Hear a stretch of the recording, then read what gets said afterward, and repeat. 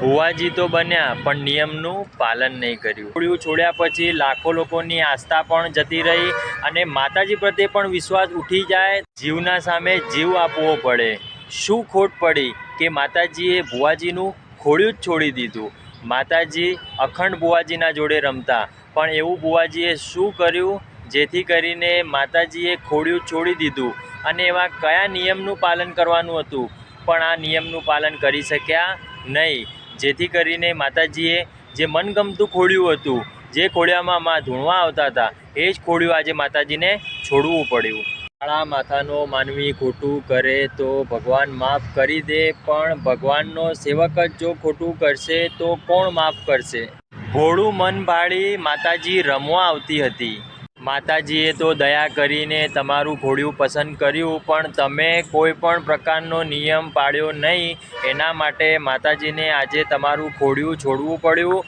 અને આ ખોડિયું છોડ્યા પછી લાખો લોકોની આસ્થા પણ જતી રહી અને માતાજી પ્રત્યે પણ વિશ્વાસ ઉઠી જાય. તો તમે પણ જો ભુવાજી હો તો આટલું નિયમનો પાલન જરૂર કરજો. એટલે જ્યારે પણ તમે રમેણમાં જાઓ કે કોઈ સારા કાર્યમાં નિમિત્ત બનો, ત્યારે ભગવાનને એકવાર કલમ લઈને માતાજીને પૂછીને પછી જ એ કાર્ય કરવું, કેમ કે તમારી ભક્તિથી એ માતાજી બહુ જ ખુશ થાય છે.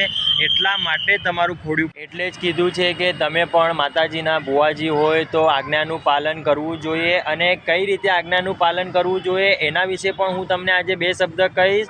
કે તમારા ગામના અંદર માતાજીની રમેણ હોય અને એ રમેણનું વાયક જો તમને મળ્યું હોય તો માતાજીની રજા સિવાય આપણે રમેણમાં જવાય નહીં. બીજા નંબરના અંદર તમારા ઘરના અંદર, તમારા કુટુંબના અંદર, તમારા સમાજના અંદર કોઈ પણ સારું કાર્ય કે ખોટું કાર્ય કરવાનું હોય, જેમ કે કોઈ મરણ પ્રસંગનું કાર્ય હોય, અશુભ કાર્ય કરવાનું હોય, અને એના માટે જો તમે ભુવાજી છો અને તમને જો આગેવન કર્યા હોય તો તમારે તો હા પાડવાની જ છે.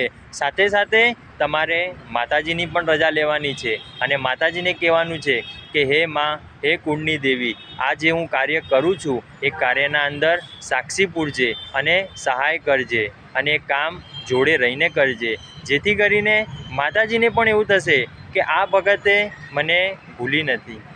સાધનાના ભુવાજી, કુળના ભુવાજી અને ચોલ્લાના ભુવાજી, કયા ભુવાજી બન્યા તમે? તમે પણ માતાજીના ભુવાજી છો તો કઈ આજ્ઞાનું પાલન કરવું જોઈએ?